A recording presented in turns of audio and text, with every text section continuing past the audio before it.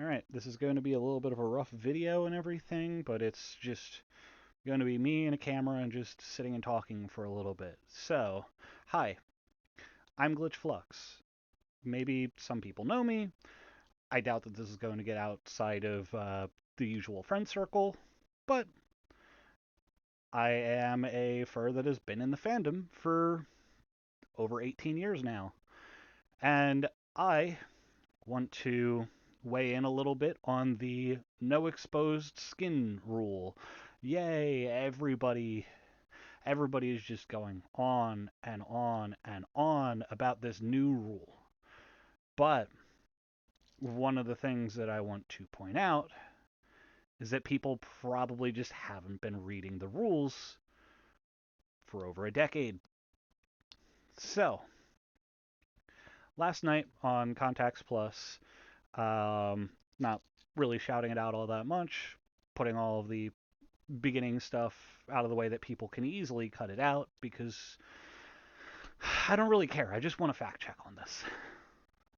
A lot of people have been talking about the no exposed skin rule popping up and it taking everybody by surprise. What I want to point out, in being somebody that has gone to Anthrocon since 2013 and 2014, taking a break because, of course, not made of money. I'm not able to go to a con every single year. Um, Long story short, I went. I kept memories. In fact, this yellow piece of paper that is backwards for a privacy sake is actually my registration confirmation from Anthrocon 2013. Everybody has been going on and on about this rule, and when I first saw it, I was like, no, that's been a rule forever. The exposed skin has always been there as far as I've remembered. Surely I can't be misremembering it. So I pulled out these to dig through old memories and look around to see if I can find it. Additionally, I wanted to pop onto the Wayback Machine. And of course, when I did, with this video being first week of June or so, when I checked, a back end of the Wayback Machine was just dead. It was only giving 503 bad gateways. I wasn't going to go through and deal with that when I have the paper on hand. This morning, I can guarantee that it is up. So one of the first things that I did is I went to back when Anthrocon had forums. Anybody old enough to remember that? Really hope a lot of you are old enough to remember that. Otherwise, no drinking anymore. You're too young. Um, I went through the forums back in 2013 looking through the Anthrocon Fursuit Parade rules. And sure enough, June 25th, 2013 at 10:51 a.m., Uncle Kage posts. Done. The rules are up at and the link. I will say now, this link goes to a dead link for the moment. I hit my stop, but from Contacts Plus, all of us that have been in the fandom for a while are like, no, that's an old rule. Shout out to Wolf Seisenbacher. He, in doing his search, was able to actually find the documentation and everything. And I am going to turn this to me for better reading. I'll put a large version basically right here. All right. The suit must represent an anthro character. Character representations of non-anthro characters, human characters, spandex bodysuits do not count. At minimum, a headpiece, hand paws, and tail if applicable by species. If using latex and makeup, it must completely cover exposed surfaces. Big quote here. Skin must not be visible when the costume is worn. to complete the illusion of an anthropomorphic creature. Remember, we only have a limited number of badges. That skin rule has been in effect since way back then. Now, I'm here to fact check, but I'm likely going to be wrong in this portion. A lot of people are saying it's because of poodling. Poodling was a lot more prominent around 2015 to 2018. And that's when it felt like it was a whole lot more of a problem. I remember the complaints back at Philadelphia 2017 when people were complaining about people poodling in the fandom. So that's a lot closer to when that issue was going on. Bringing back up Uncle Kage's forum post, it sheds a little bit more light, and one of the things that we brought up on Contacts Plus. Most of the requirements were laid down by the folks at Guinness World Records.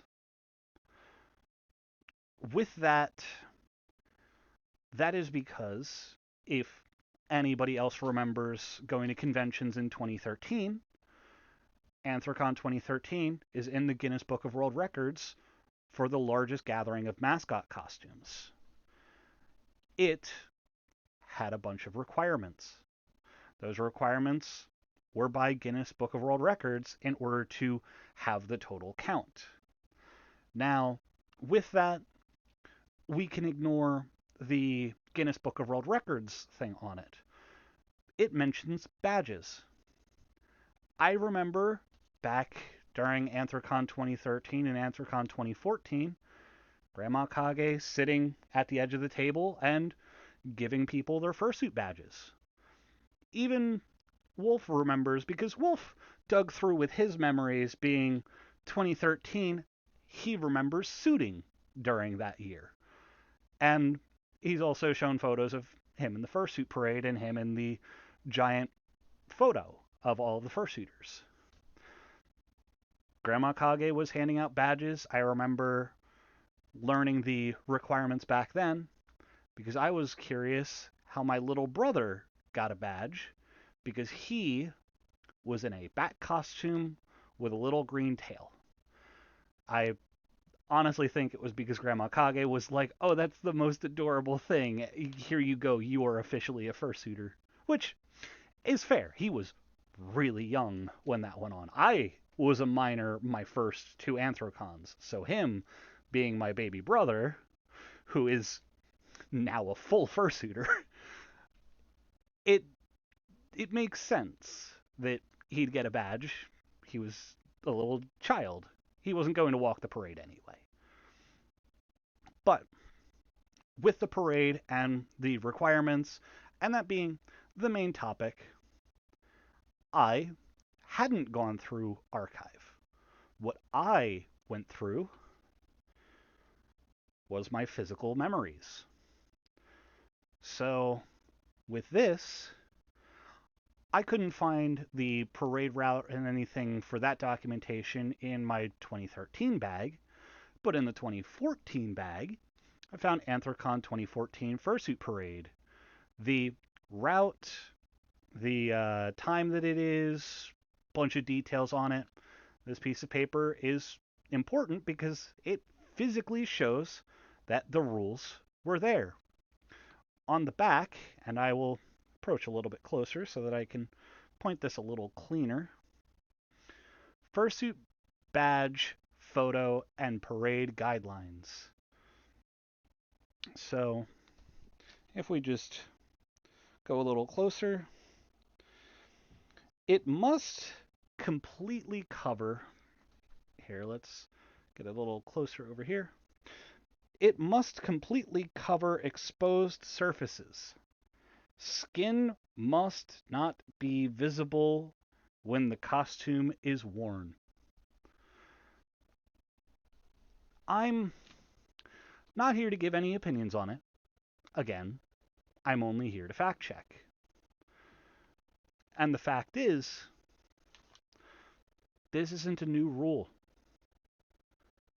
I really want people that are going through all of this to please fact check.